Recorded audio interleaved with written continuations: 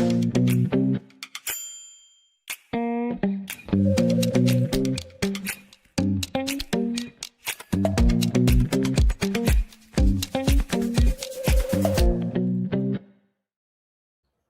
morning. Welcome to the Huddle. Today we're going to talk about this extraordinary covert operation to hide and protect a president tens of thousands of feet in the air on a plane. And no, we are not talking about Harrison Ford's Air Force One movie.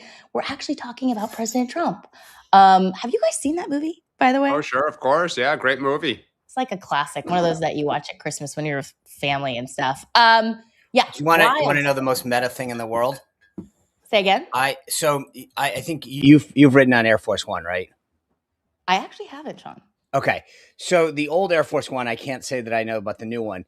The dirty little secret about the old one is whatever's on one TV is on all TVs. So, Right. you normally would have the news on, and I assume Fox News in particular in this White House. But that's it. What one person watches, and that one person's usually the president, everybody watches. Although I will say he might have a separate channel, but the entire crew watches whatever else that is. And so when we were coming back, I posted this before. At one point, I knew some of the guys in the crew, and I'm like, hey, because you only have so many, after you get airborne, there's not cable news, so you can only watch so many things. Right. And they have a limited, library, if you will. And so I was like, tell me you have Air Force One on here. And I was like, they were like, of course. So I have a couple pictures of Sarah and I watching Air Force One on Air Force One, which I think is probably like one of the Very cool. It's a good one. It's a good one. Yeah. Although now, if they have Starlink, they'll have cable all over the world. Eventually. God, they do. Planes that have it. Yep. Yeah. Meanwhile, it's primary day. It's also, by the way, hey, none of us won Powerball, so just saying. Yeah. Keep hope alive. It's going to be $1 billion. It's primary day in several states: Wisconsin, Minnesota, South Carolina, a few others. The weird dynamic. Well, we'll explore a bunch of these races today, but the weird dynamic, at least for now, in Wisconsin, is that you actually have progressives who are privately hoping that the progressive candidate ends up losing. We're going to talk about why. Plus, for all the effort by top White House staff to sort of hide RFK under a table, the president has plucked him out and put him right center stage. Once again, a lot of news coming out of HHS and the White House in particular yesterday, but RFK definitely behind these big announcements. We're going to talk about that. We're also going to talk about Tucker Carlson's new podcast guest, which is Raising Eyes. Hunter Biden. He's just making the rounds. I know. Yeah, he is. Yeah, why not? And Iran, because got to hit Iran. There's always something going on there. So let's jump into the date book. 84 days till Election Day. Again, primary day. We're going to talk about that here in a few minutes. The president has a policy meeting at 11, 1:30, 2:30. A lot of policy meetings today. And then the main event of the day. Later, early evening, he's going to be heading to Ohio for the Patriot Games finale. 100 teens going to be competing for college scholarships. The last event today, I guess it's like a 270-foot obstacle course. Is he going to actually watch the final event or just kind of see the awards? I'm not sure, but I don't know. No one try. I mean, if you're flying all the way there, I imagine he's going to get photographed watching it and hand the awards out. He's got it, right? Yep. He's got to hand those awards. Yeah, I got to hand those awards. Also a good time to be in Ohio. Got to turn out the base. Ohio clearly having problems right now. Vivek Ramaswamy not doing super well. Top of the ticket. John Husted in a, tough fight. Can I just say this? By the way, since you brought it up, I'm amazed when Vivek ran for the presidency, he was everywhere doing everything. Yeah. I don't, like, if we didn't say it, I would forget that he's running. He's even running. I agree. I'm amazed at the lack of profile he's had. I assume both candidates will be there with Trump on stage, really greet him and. I would think so too. I think so. You don't? No, I don't know. I certainly think Vivek would, because his problem Trump can help with. I'll be curious. I assume Husted will be there, but I don't know. Yeah, I mean, it's not popular he's there. Definitely going to be there. Max Miller owes him a thank you. Well, wait a sec. Will the White House want Max Miller seen with Donald Trump? I don't think so. So wait, Max's district is what, Northwest, I believe, right? So I'm just trying to look at I geographically, because it would be very difficult if it was near there to be like, I was busy. Yeah. I think if geographically it's challenging, that would make sense. It's a good question. I doubt. Just since we're in our Powerball mode, I don't pick his number. I think Vivek has got to be there, and if Vivek is not there, that's I would cancel anything to be there with the president if I were Vivek, considering his situation. Speaking of Max, there's this scoop that popped yesterday in Politico. The White House basically tamped down this sort of effort to push him out, right? So privately telling Republicans in the state and elsewhere, just let it go. Like, he's going to be the nominee. Let's not try to push him out right now. My initial reaction to this, and we were talking about this right before we jumped on, was like, okay, his appeal to the president privately to compare his situation with what what President Trump went through in 2016 with the Hollywood Access allegations and all that, it seemed to have struck a chord. Your guys' response was, no, it's more that they just want to keep the House and they need this seat. I think Miller was made it clear he wasn't getting out, therefore trying to bully him. If you have to turn around, just like Democrats with Graham Plattner and others, you got to turn around and say he's our guy because we want to hold Congress, or in our case, win it back. Stop piling on. I don't think he would have. If the president himself would have come out and called on him to withdraw, I think he probably would have done it. Sean, do you think so or no? I don't. So, I don't think either would have happened. I don't think the president would have called Max to resign unless there was really strong, compelling data, which there can't be. It's just at this point, it's, he can say, I'm going to go all in. I'm putting $1 million in, which he did. Yep. And so it'd be pretty hard. And the president, he was a guy that was around the president all the time as one of his body guys. So I don't think Max, just his demeanor is not one to roll over. So I don't think either of those. By the way, I'm being told in the chat that Max's district is Northeast Ohio. But I will say that here's the bottom line. Once the deadline went by, they had to own it. I mean, they can't afford to lose it. And their point was, stop talking about this. No, but the reporting indicates that this message came out days ago. Because they knew he wasn't getting out. Because they knew, because he said it. I'm not dropping out. Yeah. I'm putting him. Once you put $1 million of your own money, you're not gonna. You're not going away. No, but totally. I also just flagged that it's being reported by our friends at Axios. The White House said to Republicans, don't talk about AOC's eggs. That's an interesting flag as they think about this year and JD Vance in the future. Don't do it. They're well. Also, can I just say this? We I think had the most professional conversation yesterday about this, and it is I hesitated to even bring it up because it is a very sensitive subject for a lot of people. And it crosses a lot of boundaries. Yep. We can have that discussion because we're talking about the politics of it, right? We're not actually talking about.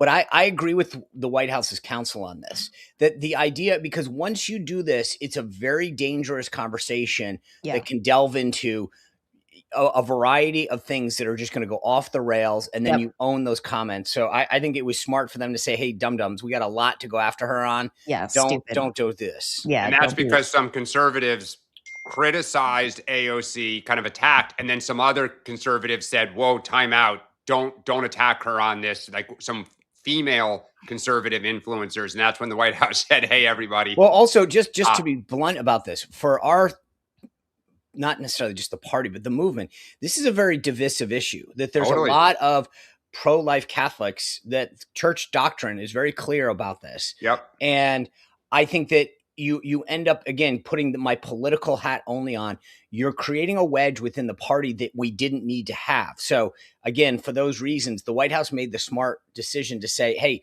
we're going to end up having this as an internal fight if we make her the target. For all those who said AOC is an idiot, look at the conversation we just had. Absolutely. And a reminder that President Saturday night. Two things can be true. Yeah. Two things can be true. Just one more note on Max Miller here. DCCC has put Brian Poindexter. How can you not? But that was, were you see, Dan, this is my point why I thought the DCCC was my loser last week. Poindexter was a layup. The guys raised a boatload of cash. Max is embroiled in this, and it would have made sense. And people would have said, smart move, I'm giving you money. And instead, they put Richard Hudson on a list. And it was just, to me, that was like dum-dums. You had a target right in front of you, and you made yourself I just look. disagree, Sean. I think the map is expanding, and it's about momentum. But Dan, okay. I guess what I'm getting at is you had an obvious target in front of your face that everybody, I don't disagree with that, right? And instead of putting Poindexter on the chart, as well as the Chuck Edwards seat, by the way, which I would have not pushed back on either, you end up putting Richard Hudson and Elise Stefanik's district and not theirs. And so my point is by not putting the obvious on the list and putting the extreme, you looked unprofessional. Well, you had to wait to see what Max did. But I don't think it's crazy. I think I'm keeping an eye on North Carolina. I know if Richard Hudson gets under 7 or 8 points, he's going to start sweating. All right, let's keep going. Just a quick word from our new sponsor, Monarch, the budgeting software. I don't know about you guys, but I grew up in a family where my dad literally went through like every dollar we spent and categorized it in his budget. I remember seeing him sit in his chair in front of the TV and have his laptop out, and he would just sort of categorize everything. If you do that, and you should do that, you should know where your money is going, right? Now it's made easier with our new sponsor, Monarch. This app not only tells you what you've spent, it helps you set these goals to sort of map out these big purchases you want to make, see if you're actually on track with your budget goals, all before it's too late. And they have this cool tool where you can use Monarch's AI assistant to basically ask anything about your finances. You want to go on a trip to France next year. You're not sure if you can afford it right now. You can literally just ask the app, like, can I afford this without touching into my savings? All these AI insights that you can get by just sort of using the app and downloading this software and subscribing. You should go to go to monarch.com, use our code HUDDLE. You'll get your first year of Monarch. Let's see, half off at just $50. There we go. Monarch.com, use our code HUDDLE, half off at just $50. I will say I played around with this yesterday. What's really cool though is it sucks in everything so that you're not, I mean, it's like you don't have to do the work. It does it for you. Yeah. It's super cool. And like, because of that, you set everything up and then it's then it literally spitting out all of this amazing, insightful information. So go to the site, check it out. And I'm telling you, you will be blown away because it really is a great planning tool for you. I have not used it yet, but I'm planning to this week. And I'm like, okay, this is going to be a small business owner, right? This is exactly what I need for my small business and my personal life too. So, and after you're done, you might be a little hungry. Sean, our other sponsor, Omaha Steaks, sent us a little tease last night. So yesterday, guys. Yeah, I was hungry after I saw the lineup. Yeah, so that's the before and after. And I got to tell you, a fun little story. I got kind of hungry after the show because we were talking about it when we were doing it. Yep. And I'm like, you know what? For dinner. I was eating early. I had a couple of hits last night that I normally do on Monday night. And I'm like, power it up. Nobody's in the house. Everybody went out, left Dad alone. And I'm like, I'm going to throw one of these on the grill. Ooh. So I cook my steak. I put it in a pan. I flash fry it. And then Dan, I go out and I ran out of gas. So I'm like, uh-oh. So as this is happening, I fire up the oven. I've got a cast iron skillet. Skillet. Put skillet. It in there. I've got some butter in the thing. I cranked the oven up 375 after I flash fried it on all sides. Threw it in the oven 10 minutes at 375. It was epic. And now, what is that? Is that a ribeye? No, that's a little petite filet. Little petite filet. And you open that thing up. I'm telling you, it was spectacular. What were the sides, Sean? No, there were no sides. This is it. Really? Straight, petite, nothing. I had a glass of water. I enjoyed it. You didn't eat like potatoes on the side? Nothing. It was really a little salt and pepper, as Dan and I talked about yesterday, and that was it. It was on a diet or something. Spectacular. Both of us, Rachel and I, last night when we got this text, our first thing was, we hope you didn't leave if you're listening on the radio. There are 4 pieces of steak cut up left on the plate. And we both said, I hope that was not left. And you ate it. No. It was the perfect amount. I'm telling you. So go to Omaha Steaks, use our code HUDDLE. Just go omahasteaks.com, use promo code HUDDLE. You get $35 off. And I agree with Rachel and Dan. We've said this all week. Try that variety pack. I mean, whatever it is, with the chicken, the pork, it's not just steaks. I know it says omahasteaks.com. but I'm telling you, the hot dog, the burger, chicken, everything is amazing. And it took me the whole thing, even with my little grill mishap. Yep. I had the whole thing done in like 25 minutes. And that says a lot because it was like boom, boom, boom. So now, do you save if you have leftovers, Sean, do you put it in the refrigerator, have it today, or I would, but give it you to the saw dog, that or? there were no leftovers. Yeah, so you there's did no eat the rest of leftovers it. in that. Oh, I ate the Please. whole thing. I just took a Okay. picture I thought you to said show you didn't eat how the whole perfectly thing. that was No, cooked. it's you can eat the whole thing for sure. All right, guys, absolutely. enough about food. It's making me hungry. Let's jump into primary day today. Wisconsin, Minnesota, South Carolina, Connecticut, Alabama, and Vermont. For Democrats, of course, it's just the latest battle between progressives and the establishment in both Minnesota and especially Wisconsin with the gubernatorial race. For Republicans, a big test of Trump's endorsement in South Carolina with Darlene Graham. We've already said, we talked about this yesterday, we do expect that race to go to a runoff. The question is then what happens there. But I want to start with the Dems side. Or go ahead, Sean. You have something to say right there? No. I think that's exactly it. Yeah. Two things that are important in South Carolina today. Sure. One, because I don't think there's anyone in the world believes anybody's getting over 50%. Right. But the number one thing is, does Darlene Graham come in first or second? How much below 50%? And who comes in second? That's what because my question was, this is the key thing here right now. Russell Fry, the congressman that's most Trump-allied, although Ralph Norman is in as well, but I think Fry has got the sort of always been close to the White House. Does he come in second, or does Mark Lynch, who got 30% against Graham, come in second? He's self-funded. He's from Greenville, the western part of the state. I think who comes in second is going to be huge on this, because I think if Fry wins, you're going to see a rehash of the governor's race. Does the president endorse both, knowing that he might lose? There's a lot of consternation about just sort of feeling like they're getting jammed on Darlene Graham among South Carolina Republicans. So I think how much she wins by, I mean, there's no question in my mind, based on the Trump endorsement, she's making the runoff. But if she comes in second or not by much, this is going to be a big deal. At what point do you think, Sean, they would say, okay, we need to endorse someone else? Like if she loses by what percentage, or comes in second? Well, if she comes in second, I think, look, if you come in second place and you've got the Trump endorsement and all of the sort of establishment behind you, I think that's going to send shockwaves. Yeah, sure. And it's always good. I mean, look, when you, any race that I've ever seen, politically speaking, when you come in second, if you're the supposed front runner, you're done. I mean, the runoff doesn't usually benefit you. And I think Fry, if he were the one, he has an operation, he's got the momentum. This would be a Ricky Bobby, if you're not first, you're last type of thing. Yeah, for sure. So I think, but the thing is, I feel like in this race, more than anyone so far, the president's really invested. He did that teletown hall last night. Right. Talks about how great it is for Lindsay's legacy. I don't know. I'll be really interested. The result is going to be key on this. Dan, I want to go to Democrats in Wisconsin here, because like the world feels a little bit like it's upside down, where you have progressives now hoping that the most progressive candidate, Francesca Hong, for the governor's mansion, Democratic Socialist, hoping that she loses because they know she's going to give them a bad rap. Saying, oh, we should have canceled Thanksgiving, supporting all these things like getting rid of prisons and stuff like that. Obviously, she's walking them back. But there are now progressives on record saying that they hope she does not win. And obviously, she doesn't have Bernie Sanders. She doesn't have AOC's support. Like, what do you make of that? Exactly what you just said, which is that if you're progressives, you're having a moment where your candidates are getting to the general election. If they don't win the general election, then you're feeding the other side's narrative that what you're selling, the broader electorate isn't buying. Right. And if she loses by the general election by 15 points, that is a total rebuke to the movement.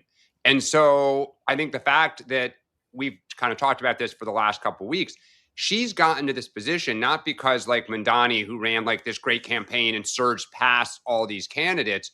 It's been like a derby of people collapsing all around her for various scandals.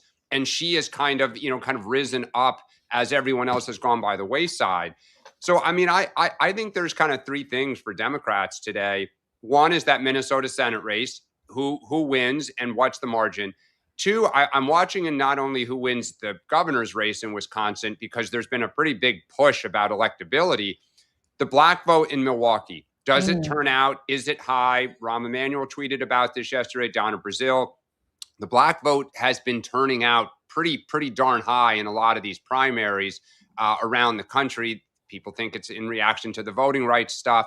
So does that continue? If we don't have high turnout in Milwaukee, that's a bad sign again for November. And then does John Larson hold on in Connecticut? Or is he upset and it's just another old bull being tossed out? Final thoughts, Sean, on so like, look, on Wisconsin, I think that this issue of David Crowley, the Milwaukee executive, he's endorsed by Tony Evers. To Dan's point, does the black vote come out? I'm actually shocked that you haven't seen more black leaders out there. This is, again, to me, the paradox of the Democratic Party. They bemoaned I get it's a statewide race, but like this dilution of black influence because of the Voting Rights Act. And yet here you have David Crowley endorsed by the white governor, and they're not rallying behind him. I just don't get it. I mean, like, over and over again, you see an opportunity and say, all right, you had an opportunity to get behind a black candidate. Crowley feels, I get the sense, it's really interesting. This leads to my second point, which is, we saw this last week. I brought this up. I'm saying it again. I think the polling is going to be fascinating to see. You cannot poll these Democratic primaries with public polling and get a good read. It's just not there. And what he walks out of this race with, I think that I will not be shocked if David Crowley pulls out.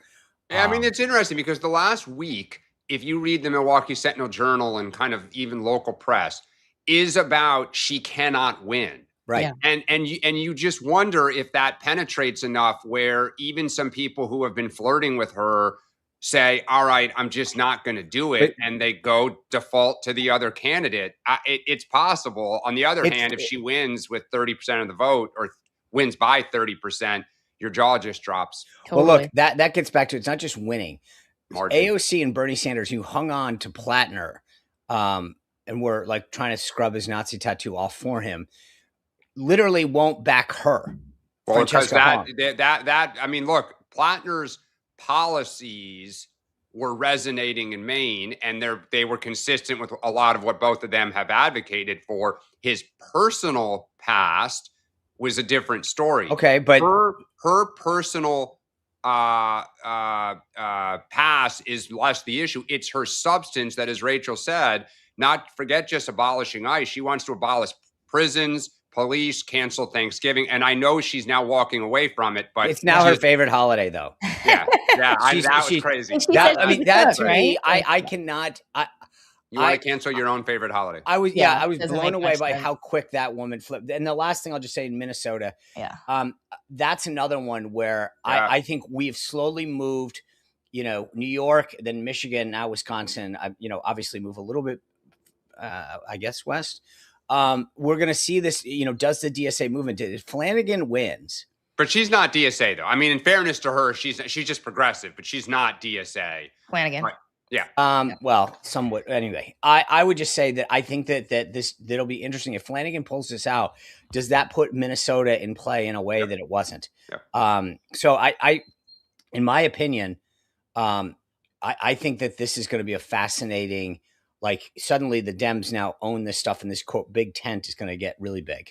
One last flag on Francesca Hong. Apparently her internal staff, they realize there's a big problem here. And if she wins this primary, they're already talking to people about a total staff shakeup. I'll be curious how many staff accept that. Can I tell you this? I've never been part of one of those. It obviously, but can you imagine on the day that you're supposed to work harder than ever, you're being told, hey, if we actually succeed, we're going to fire you. We're going to or demote you or demean. I mean, I was like, it just layer you with people. Layer you.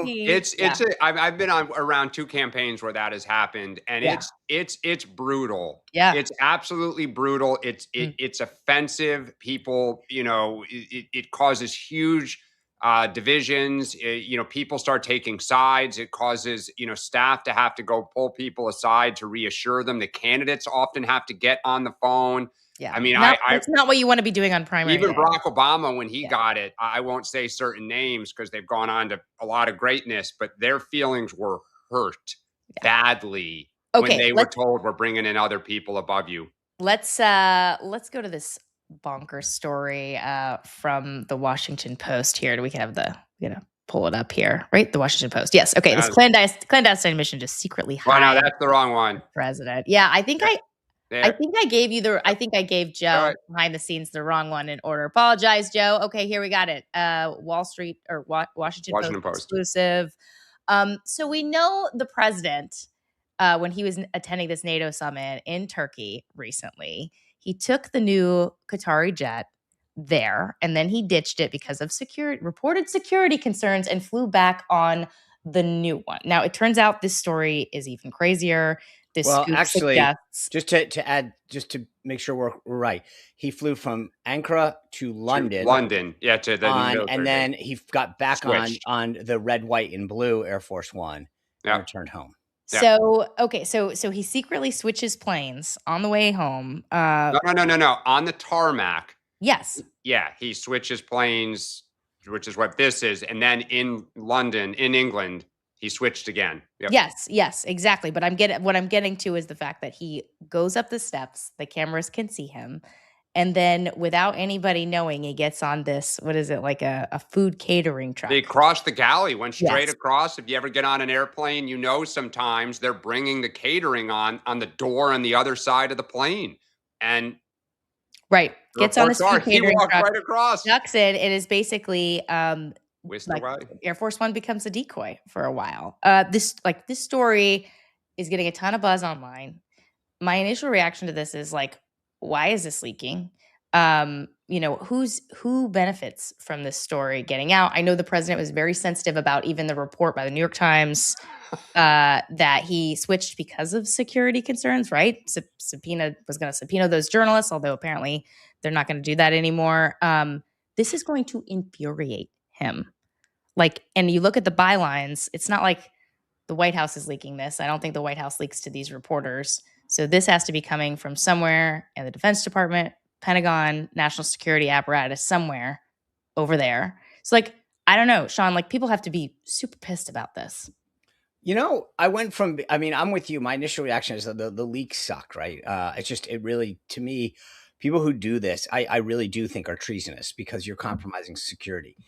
And after I settled down and got, had my steak, I thought to myself, it's actually a pretty good story in the sense that it shows the level, the breadth and depth of the intel that the Secret Service has and the options that they, are able to utilize. So if you are an adversary of ours, it basically just said, hey, we're 5 steps ahead of you. We've got options.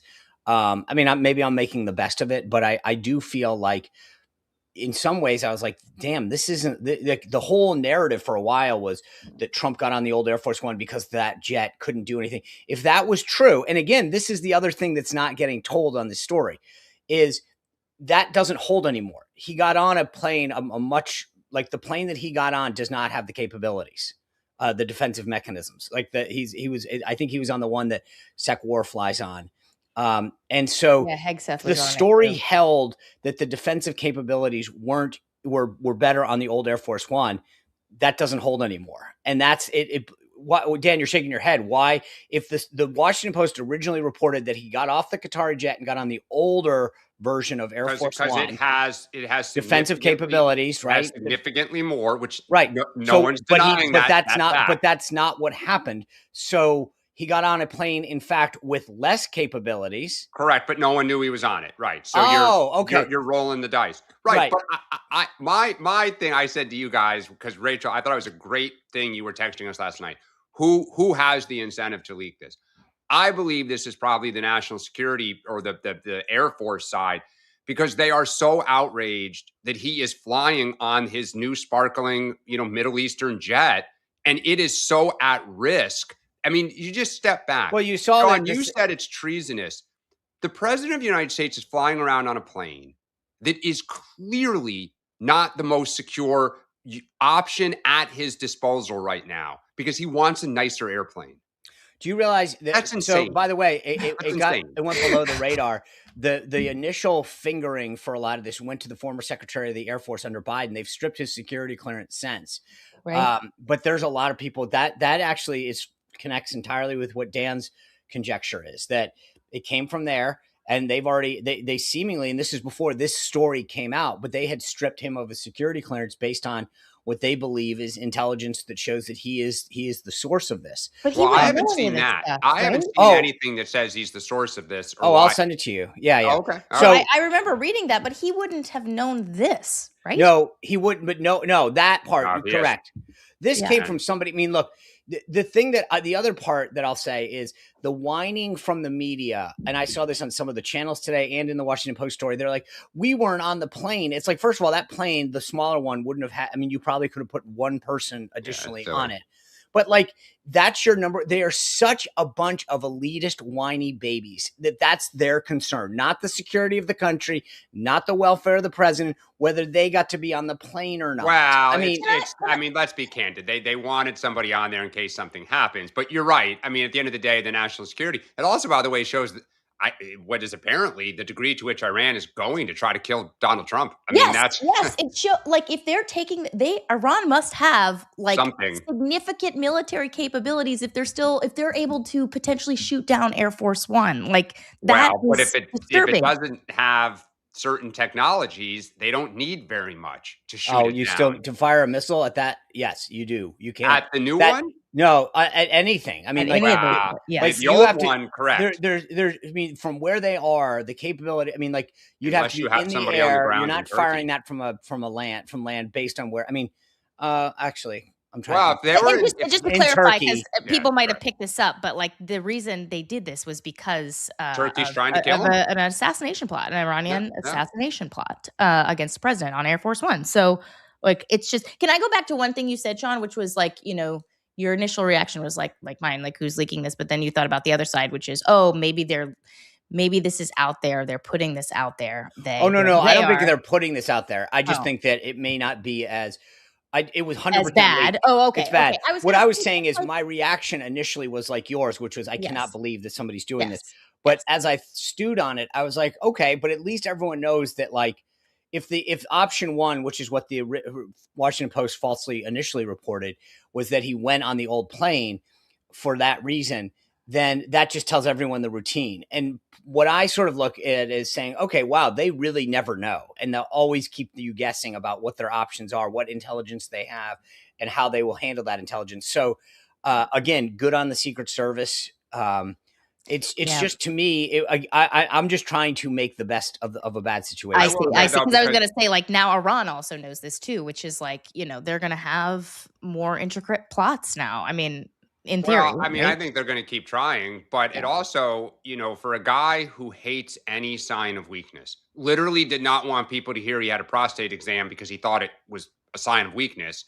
He will be incensed that he was smuggled off the back of a plane see, Dan, I think this is a different scenario.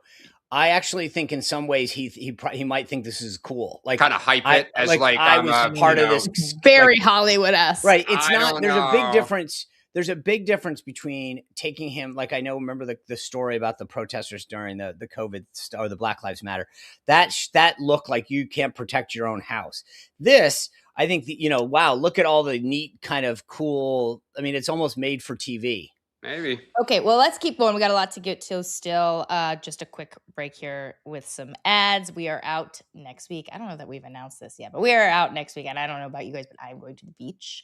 I'm going to need to protect my skin because a reminder that 80% of aging is actually started and caused by sun exposure, which is actually something I didn't know until we started getting OneSkin as our sponsor. That's why you need OneSkin. They've got OneSkin. They have great skincare products. And the one I like the most is actually the SPF 30 sunblock for your face. I also have it for the rest of my body too. Comes in 2 different containers, one for, more delicate skin in your face and the rest of your body as well. So if you want to, if you're going to be out, you should go check out OneSkin. Go to, what's the website here? OneSkin.co. OneSkin.co/huddle. And you will get, 15% off. There it is. Yeah. 15% off. So I don't know about you guys, what you're doing next week, but if you're going to the beach, if you're going to be out in the sun, make sure you check this out. The one thing I like most about the the sunscreen here is that it doesn't smell like sunblock. You guys know you put on like banana boat or all this other things, you smell, and that smell is nice if you're going to the beach, if you're going to the pool, but maybe you're actually going to the office and you just want some, SPF, but you don't want to smell like you've been at the pool all day. So again, check this out. Reminder that these guys, they are backed by 4 peer-reviewed clinical studies, over 10,000 5-star reviews, and they've been recognized by Bloomberg and Fast Company as a leader in skincare longevity. Again, check them out. One more time, their website, if we could put it up on the screen there, oneskin.co. Use our code HUDDLE. You'll get 15% off. All right. And then we have Cozy Earth, Dan. Yeah, look, if you're getting smuggled onto an airplane, you want to be comfortable. You don't want to be in your suit or in your tie. Famous picture of Ronald Reagan. He used to, when he got on Air Force One for long flights, take off his suit pants, put on sweatpants, tucked in his button-down shirt and tie, kept him on because the man liked to be comfortable. He was a great leader. That. Yeah, if he were still with us, I'm sure he would have a pair of Cozy Earth joggers. Just throw them on there, Sean. Nice and comfortable. Maybe he'd have a face mask as well. We asked you after that steak, after your TV hits, did you just pass out, put on the face mask, and enjoy a good night of sleep? But Cozy Earth has you covered. They have sheets, bedding. I will say I didn't sleep great last night. Where we are, the bedding is not as great as our Cozy Earth at home. You don't have your Cozy Earth. Doesn't breathe. We have sheets, but not the duvet cover, and doesn't breathe as well, and that's a little uncomfortable. But you have your clothing. You can also get candles if you like to light candles in your bathroom, kitchen, wherever. Just like to have a fresh smell, go to CozyEarth.com, use our code HUDDLE, and you will get 20% off. Awesome. Great. Let's do Iran very quickly. So the president told reporters yesterday in the Oval Office that the U.S. controls the Strait of Hormuz. 100%. Turns out, yes, 100%. It was truthing about it per Dan last night before we all went to bed. Amazing. Turns out that the Gulf states don't exactly share his optimism. We've got the Wall Street Journal story we initially put up. There it is. Okay. Gulf states accept a new normal in Hormuz. Iran is in control. Basically, they're suggesting that the alternative to allowing Iran to continue to control part of the strait is going back to war. And they think that would be worse. Look, I know the president, he was on Truth. We have this Truth right here. We can put up from last night. He is blustering on this. He's very much, trying to flex and show muscle. Truthing that Iran's economy is in the tank because of the war, also making new demands for compensation from Iran for these damages. But it is hard to see, Dan, how Iran didn't get the better of this when it comes to oil specifically and Hormuz, right? They didn't even realize they had this weapon against the entire world. And now they have it. And now the rest of the world, or at least the Gulf states, are thinking, okay, we don't know that we can take it from them anymore, and we might just have to get used to this. Yeah, I think, in fact, it's more than that. They're going to play ball. Follow the money. Oil prices are going up because they believe that Iran is going to control this and does control it. The neighboring states, which at the end of the day need to function and fund their own economies, have basically agreed they're going to have to pay Iran some sort of a toll, and they're going to start baking it into the cost of doing business. Look, politically, because we're a political show, I am very curious who is going to be the first to say this might be the greatest strategic disaster in the history of this country since the Vietnam War. Because not only did we fail to achieve we're not even talking about the nuclear weapons anymore. Like, that is so far not happening. Yeah. Now the question is something that wasn't even on the table at the start of the war, which is who controls 20% of the world's oil flows out of that region. You really have to, someone is going to go at Trump and try to undercut his strength argument that when you are a fly by the seat of your pants gut player, sometimes it works in Venezuela and sometimes it is an utter strategic disaster. Sean, do you think the president won't stand for this, and that even if he can't do it now, maybe he can't do it now, midterms around the corner, doesn't want to shake things up right now, but like at some point he will not let this stand and he will, Do what? Put 100,000 troops on the ground and go take the coast of Iran? Yes. Okay. That's what I'm wondering. So after the midterm. The thing about this whole issue is that like 8 things can be true at once. There's 2 shipping channels in the Strait of Hormuz. The northern one is a lot easier to secure, the Iranians, but then you've got to deal with the fast boats and the drones. I do believe that the blockade is having a really detrimental effect on their economy. So that's it. 2 or 3, rather, we still have a munitions issue. And the question is, and one of the things about drones is the reason that they are so effective these days is you let's just say you shoot 100 drones off, and if you're a Navy ship, you're firing like serious missiles to take out a drone, right? So your drone is $100 and the missiles $10,000. And so we're spending a lot and we're burning through a lot of key munitions in that asymmetric kind of warfare. So it's there's so many things going on in this case. My personal advice to the president is literally, what did he say yesterday? I want to low key it for 83 more days. Yep. Literally focus, get Steve Feinberg, the Deputy Secretary of War, to focus entirely on production, get everything ramped up, and then the day after the election, just go nuts on them. But I don't even know. You guys a question. Let's to play this out for a sec. Let's say he does decide after the election, I'm not going to stand for this. Okay. They've So made a JD fool Vance, of him. Yeah. JD Vance, presumably between Thanksgiving and let's say Sean March, is going to make a decision. Yeah.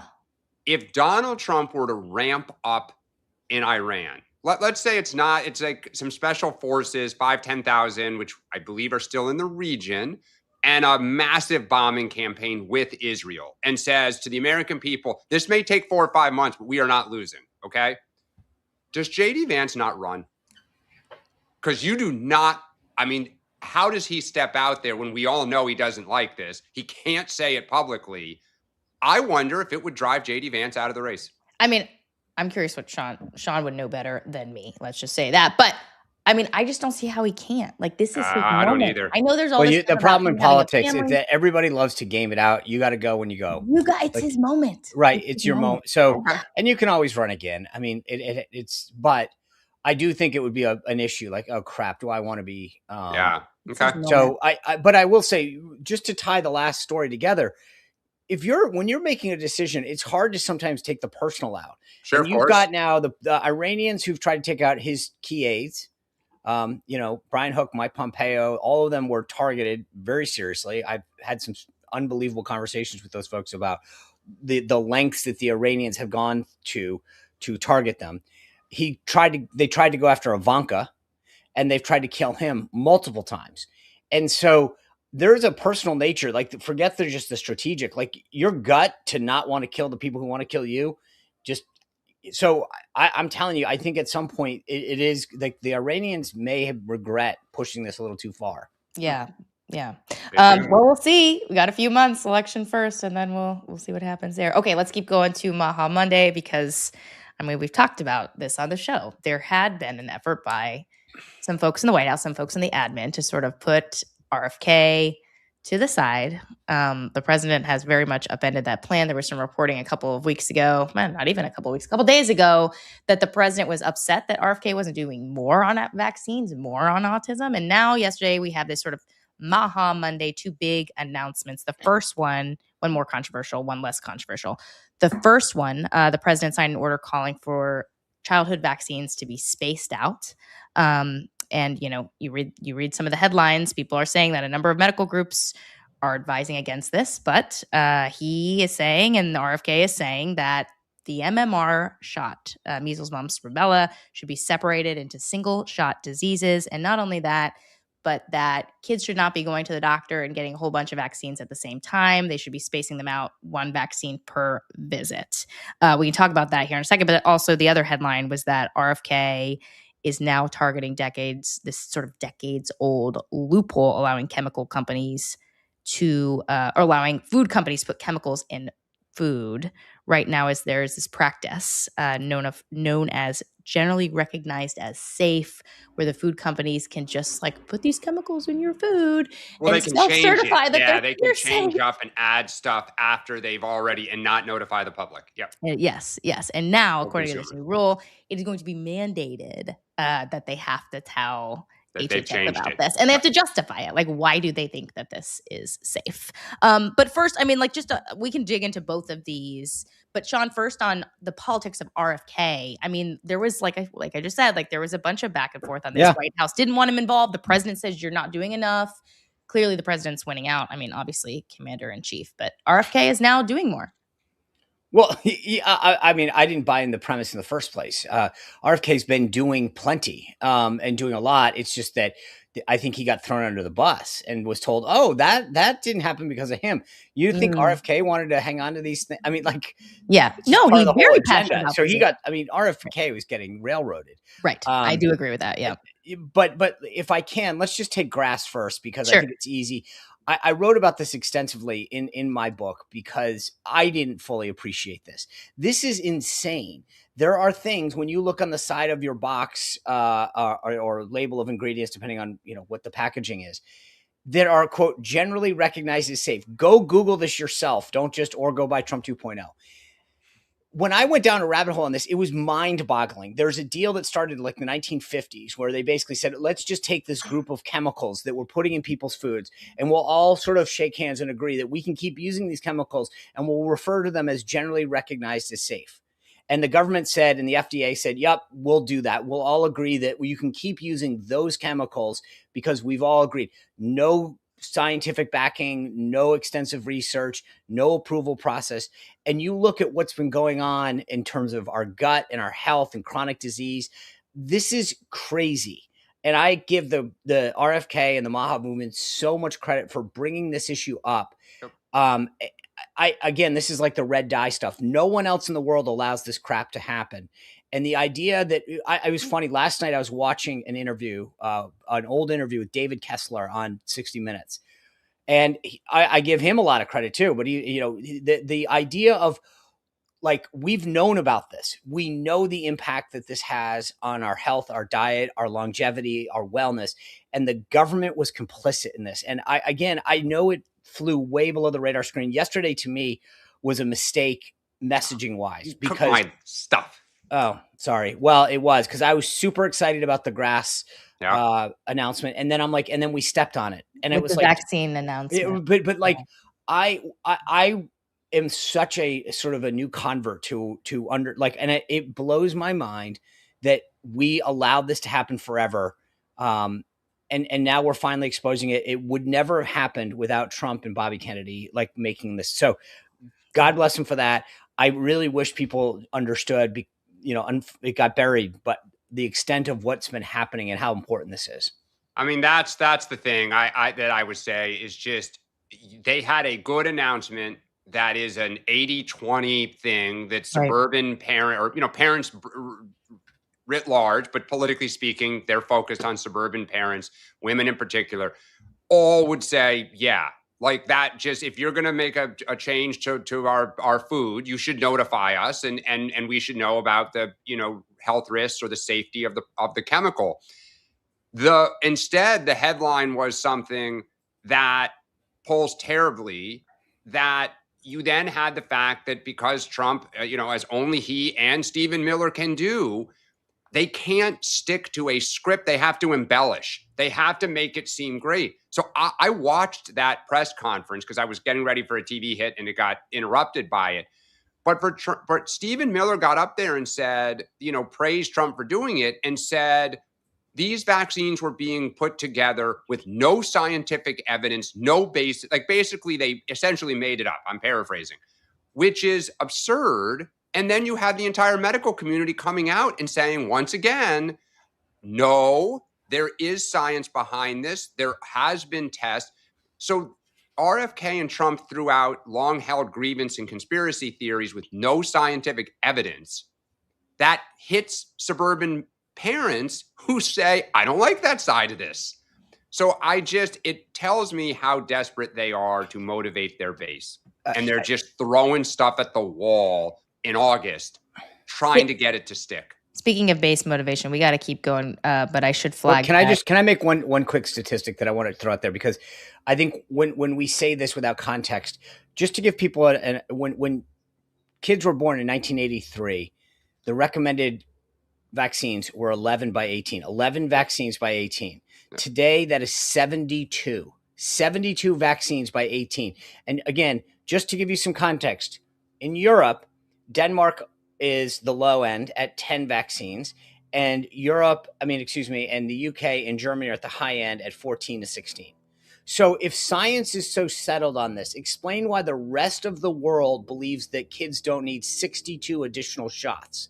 That doesn't comport. Well, but hold on a and second. just the last thing I'll say is this. Remember, these are recommendations. Sure. That's what they've always been. It's in every single person from beginning to end has said, consult with your doctor for what's in your child's best interest. Sure. I actually think that is smart medical advice. Well, but here's the thing. You put out numbers, but then you have so the scientific community comes back and says, we've done all these tests. This is why we do it. These are the benefits. These are why we have our kids are more healthy in terms of the diseases that they're targeting with these vaccines.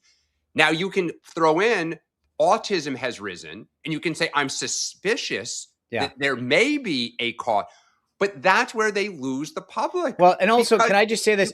Look, I'll give you this, Dan. Like, we both agree on the rollout on this was Terrible. not helpful.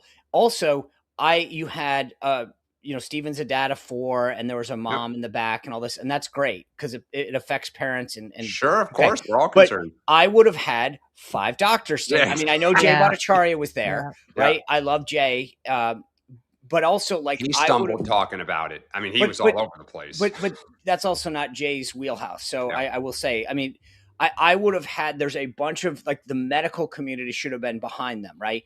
And I agree with you on the autism thing. Like, to me, I'm not a healthcare professional. I don't know, but if you tell me that we did this and then this is one of the causal results, I'd say, hey, we should look into that, whatever it is.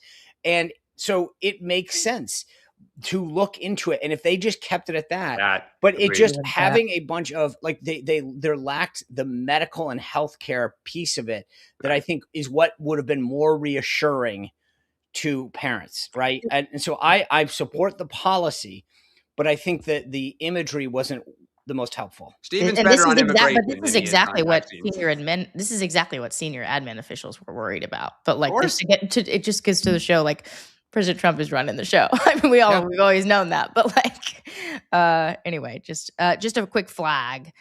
Senator Ron Johnson, who has Fauci's government phone. We talked about it last week. Apparently, they're starting to release some of this. Apparently, Fauci privately warned of a potential miscarriage risk linked to the COVID vaccine. Obviously, that was never said publicly. A lot of emotion. And the Delta, by the way, I think the percentage that they publicly was 13%.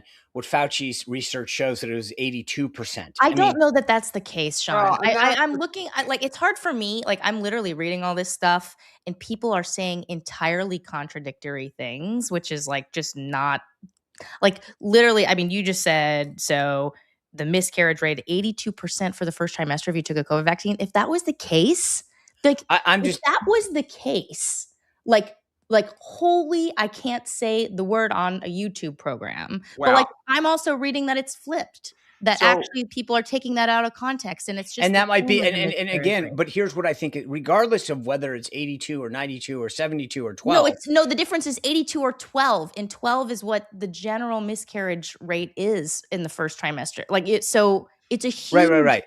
I guess what I'm getting at, though, is that there doesn't seem to be any dispute that like if you just read his text and don't know anything else, he unequivocally says that there is a disparity in the data that was never revealed to the public. Well,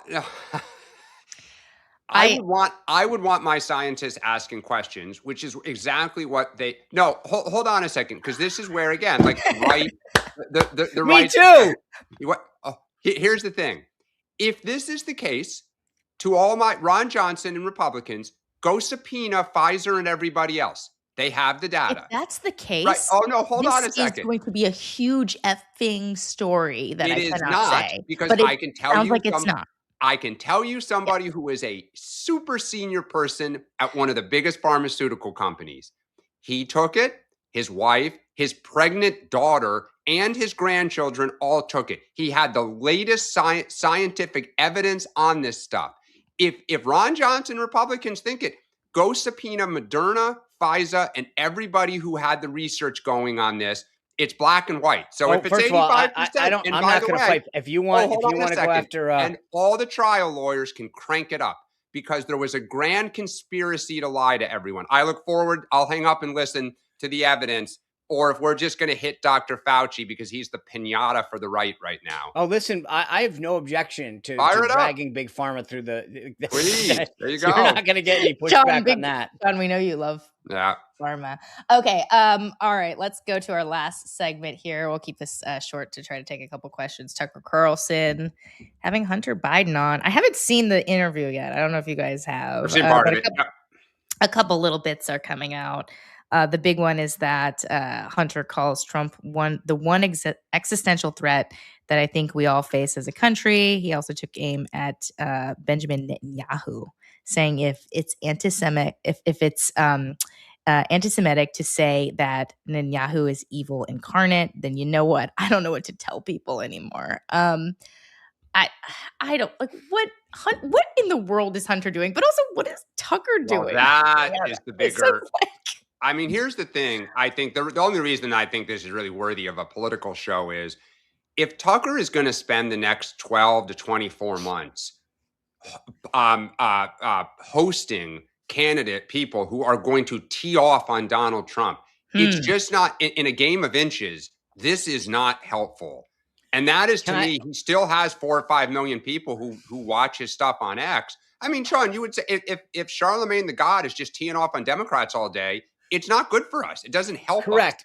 But the difference is Charlemagne has, like, where Tucker jumped the proverbial shark, to use Hollywood terms here, is I don't think anyone on my side cares what Hunter Biden says about Donald Trump, like, or the movement. So it's like if Charlemagne has Alex Jones from InfoWars on his show, I don't think Charlemagne's audience is going to go, wow, I care about that. They're going to be like, this is ridiculous. I think this is a huge eye roll. So here's the thing, though. Would you agree that 2 or 3% of the MAGA coalition is low propensity voters who love Joe Rogan and Tucker Carlson and those guys? They are not Trump, worshipers. Sure. That's your crowd you got to worry about. Yeah, no. I've always said this, Dan. I agree with you. Like, politics is a game of addition. So anytime we're losing folks, it's not good. But I also don't think at some point there are other ways to get them back. And I think trying to there's really not an alternative. You're not going to go suck up to Tucker at this point. And I also don't. I think so. But like this interview, I saw the clips of it, and I was like, it's a little bit of like, give me a break. Both. Hunter searching for relevance. Sean, so let me ask you this, both you guys. Tucker and JD are close. If JD runs, Tucker fully on board with JD and kind of just turns his back on Trump and stops talking about it? Or do you think this could cause a fissure and a problem for JD? Hasn't Tucker said that he would back JD? Well, this is why I'm asking. Well, look, I will say there's a story in the New York Times about his relationship with the Heritage Foundation that I found fascinating, meaning Tucker's. And I just say this because I don't look, if you go back and look at Tucker's history, it's almost like he doesn't care. Yeah. Like to him, nothing is permanent. It's no permanent friends, no permanent enemies. As evidenced by the fact that he had Hunter Biden on his show yesterday. I don't know that it matters. I think there's difference. One of the things that I've always found about politics that I hate is there are people that you think that you have a good, friendly relationship with them. And when they have the opportunity to sell you out for a click, which is 70% of Washington, D.C., they do it. And that's what, you think that's low? Yeah. You're probably right. And that's the problem, is that if it were me, like just to be clear, I've known Tucker a very, very long time. I choose not to go after him. It's like my mom always said, if you don't have something nice to say, don't say anything at all. Yeah. Right. I could tee off. I would probably get a few clicks here and there. I think that's the sign of a desperate, like, soulless person. And so I know that, those in to DC. Dan's point, is probably more like 90% of the people in DC. Yes. But I just think that if JD, I think, would probably say, hey, Tucker, we're going to disagree. Can we keep it? Yeah. And that's it. All right. We have 1 minute. Let's take a couple questions if we have some time here. We got him teed up. Okay, Bumps Johnson. Good morning. CNN pundit confronted with Hassan Piker saying Americans deserve 9/11. Well, he said he regrets that statement. Wash your hands of it. Could you imagine such grace being granted to a right winger? Yeah, great call The out. answer is no. Yeah, that's right. I mean, look at what happened where there's these people, and I don't again, the other thing is I don't spend a ton of time going down rabbit holes of crazy people, but the amount of attention that got paid to Nick Fuentes, and suddenly it's like, okay, well, Hassan Piker said he was taken out of context. And Christina or Francesca Hong says that Thanksgiving's now her favorite holiday. 2 days after saying it really caused her pain. And it's sort of like, okay, move on. They've said, I mean, like, look at when I said I was disgusted by the Sunday shows this weekend, it was because the host would inject themselves and said, oh, well, they now disavow that. And it's like, okay. No, you're right. I mean, go back to the fact that the New York Times hosted Hassan Piker, then not Nick Fuentes. Yeah. I mean, that's Yep. It kind of underscores the erosion of trust.